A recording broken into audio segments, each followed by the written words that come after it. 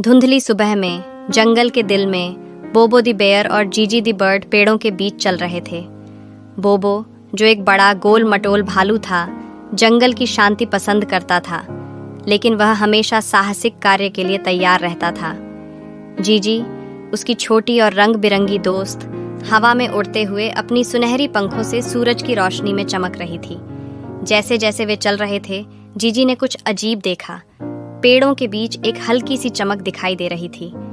उत्साहित होकर उसने बोबो से कहा, बोबो देखो, वहां कुछ चमक रहा है।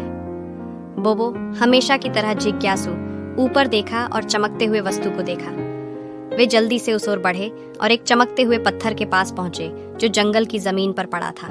पत्थर सुनहरे रंग में चमक रहा था, जैसे वह जिंदा हो। बोबो ने धीरे से उस पत्थर को छुआ और जैसे ही उसकी पंजे ने उसे छुआ, एक हल्की सी आवाज हवा में गूंजी। जंगल की रोशनी को ढूंढो, वह बोली। बोबो और जीजी चौंक कर खड़े हो गए। उनकी आंखें बड़ी हो गईं। पत्थर ने बात की थी। क्या तुमने ये सुना? बोबो ने चौंकते हुए कहा। जीजी उत्साहित होकर बोली, पत्थर हमें रास्ता दिखा रहा है, चलो इसे फॉलो करते हैं। बोबो के पंजे में चमकते पत्थर को पकड़कर वे जंगल में और अंदर बढ़े। धुंध घनी होती गई, लेकिन रास्ता साफ था, जैसे पत्थर खुद रास्ता दिखा रहा हो। कुछ देर चलने के बाद वे एक अद्भुत पेड़ के पास पहुंचे। उसकी छाल चांदी की तरह चमक रही थी, जैसे कुछ खास हो। पत्थर बोबो के पंजे में हल्का सा थमा और अचानक पत्थर से एक सुनहरी किरण निकली जो पेड़ को रोशन कर देती है। उनकी हैरानी की कोई सीमा नहीं रही। पेड़ की छाल फट गई और उसमें चमकते हुए रत्न दिखे।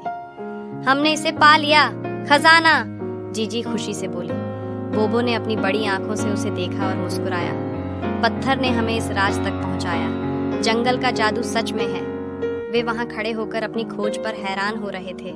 पत्थर ने उन्हें जंगल के छुपे हुए खजाने तक पहुंचाया था और यह एक राज्य था जिसे सुरक्षित रखा जाना चाहिए। बोबो और जीजी ने यह तय किया कि वे इस जादू को अपने पास नहीं रख सकते। उन्होंने वादा किया कि वे खजाने और जंगल के रहस्यों की रक्षा करेंगे।